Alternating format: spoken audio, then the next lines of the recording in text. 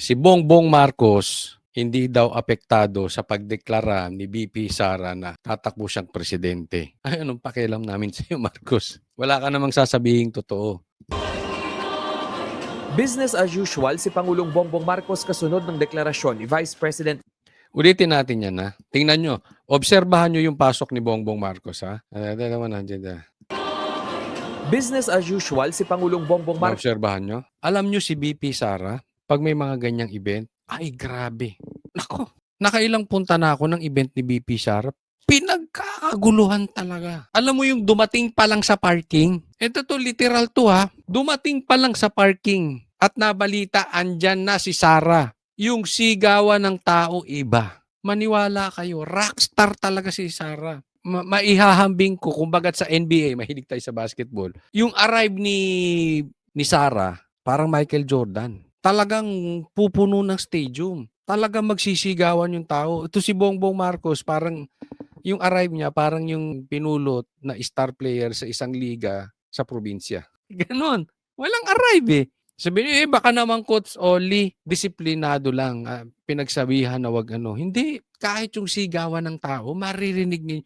You will see the excitement pag nakita si Sara. Eto, wala talaga. Wala talagang karisma. Ito, tsaka silang magpinsan. Actually, si Tambi, di ba? Sinasabi, kahit nga dun sa lugar nila, walang may gusto diyan kay Romualdez eh. Kaya lang napapaupo yan, kakausapin yung kalaban, o pakukwitin yung kalaban, o papadisqualify yung kalaban, kaya nananalo. Pero mismo sa bayan niya, ayaw siya. Ganyan to rin to si Bongbong Marcos. Si Bongbong, wala talagang silbi yan. Kung hindi lang, mapakampi sa malakas. Pero siya mismo, wala talaga. Walang karisma. Kasunod ng deklarasyon ni Vice President Sara Duterte tungkol sa pagtakbo nito sa pagkapangulo sa 2028. Nauna nang sinabi ng palasyo na ang mensahe lang dyan ng Pangulo, good luck. Sa press briefing ng palasyo kanina, muling iginiit ni Palace Press Officer Undersecretary Claire Castro na hindi maapektuhan ang trabaho ni PBBM sa pasabog kahapon ni VP Sara. Kung ang iisipin lamang ng Pangulo natin ay ang mga sinasabi ng Vice Presidente, hindi natatakbo ang gobyernong ito. Magaling na naman si Bongbong. Masipag na naman si Bongbong. Santo na naman si Bongbong. Hindi na naman nagnakaw si Bongbong. Kaya nakikita mo, wala talaga sa realidad na yung mga nangyayari sa Pilipinas, no? So hindi po maapektuhan ang focus ng Pangulo para maiangat ang ekonomiya ng bansa, maiangat ang buhay ng bawat Pilipino, at masolusyonan ang issue sa baha na hindi na solusyonan noon pa. Max, attack dog ito talaga. No?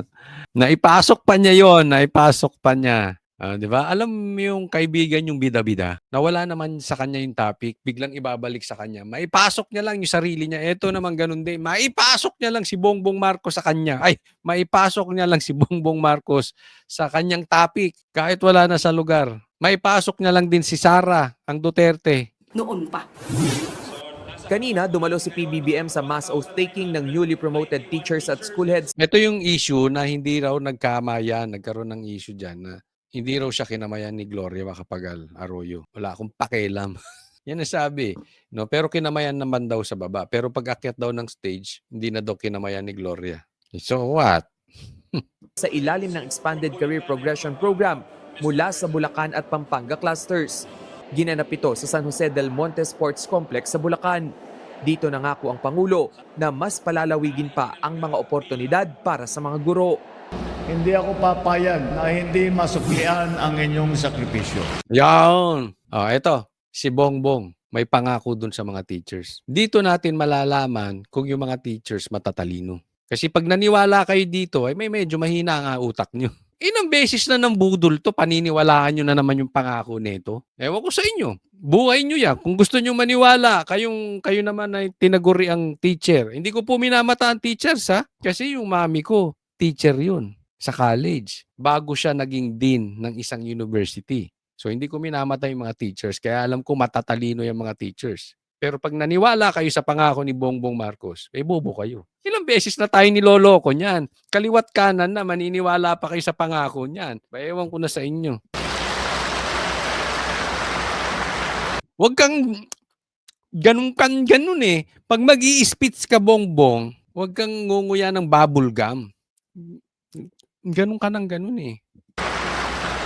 Kaya gumagawa tayo ng mga hakbang upang marami pang guro ang tumaas ang posisyon at kagaya ng aking ipinangako, walang sino man na teacher ang magre-retire na teacher 1. Yun, palakpakan.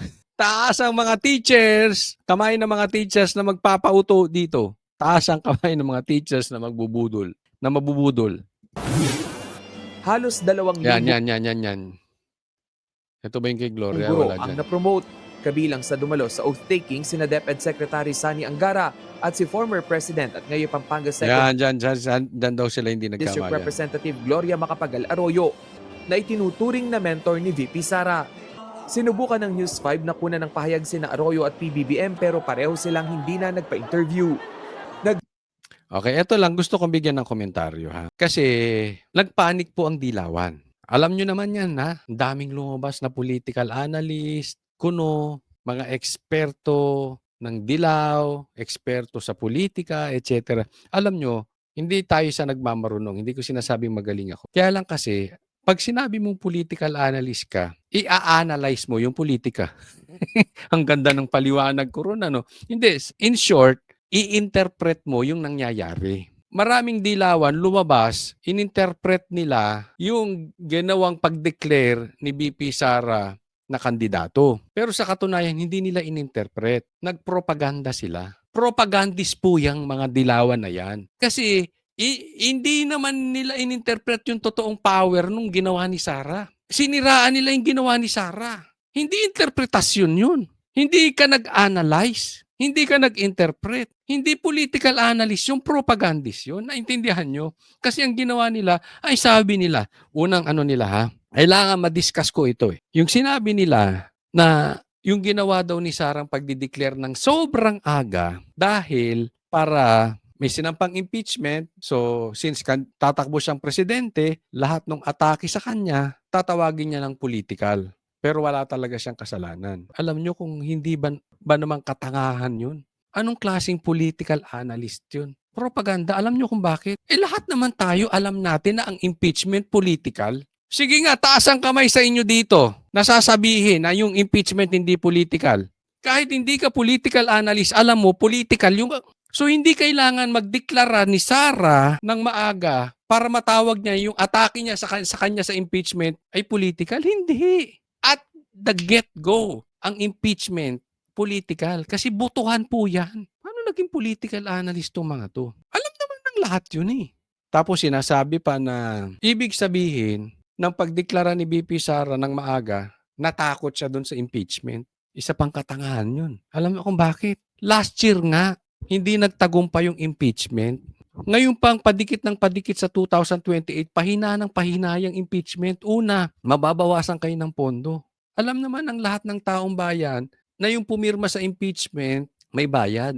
Nabawasan na yung pondo di ba? Hindi natakot si BP Sara. Strategy po yun. Sabi ko nga sa inyo, ako'y natuwa doon sa ginawa ni Sara na nagdeklara na siya. Para magkaalaman na sino ba yung pro-addict at saka anti-addict. As simple as that. Ngayon, parang sinasabi para makontrol niya yung mga congressman at saka mga senador na huwag pumirma kasi babalikan daw ni Sara pag naging presidente siya. Strategy po yun. Kaya nga doon natin malalaman sino ba yung pro-addict tsaka anti-addict. Yan po ang tatandaan ninyo. Yung pagdeklara ni BP Sara na yun lang. Nilinyahan niya. Sino yung pabor sa addict tsaka ayaw sa addict. Tapos ang issue. Para alam natin kung sino. Hindi na pwede yung gitna-gitna. Kasi bakit ako natuwa din kay Sara ganun? Minsan nakikita ko si Sara parang gumigitna-gitna din eh. Ganun ang dating sa akin, hindi nagsasalita. Pero itong nagsalita na siya ba? Kasi anyway, ini-interpret nila itong ginawa kay Sara na parang sinasabi mali si Sara kasi lahat naman daw nang nagdeklara ng maaga, kasi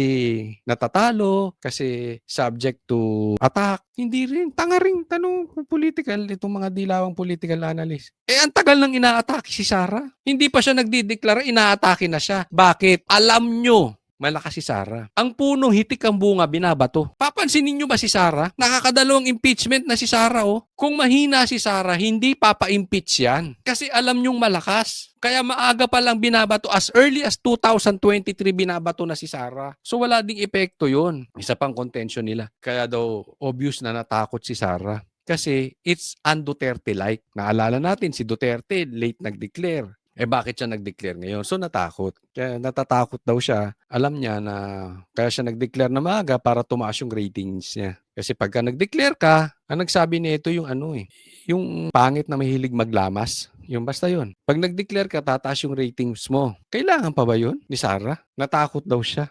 Una, sabihin ko sa inyo, mataas na ang ratings ni Sarah. Pangalawa, sinong nagmukhang takot? Ang DDS o ang Dilaw? Magandang tanong yan. Kasi sinabi nyo natakot si Sarah. Naglabasan kayo? Kayong mga dilawang tae na analyst. Si Sarah natakot. O kayo nagpanik. Pati nga si Bongbong dadalawin pa si Lenny. Anong naging topic nyo buong araw? Anong balita sa news? Sinong lalaban kay Sarah? Sinong tandem ang lalaban sa tandem ng Sarah? Sinong natakot? Si Sarah o kayo? Ito tanong ko sa inyo.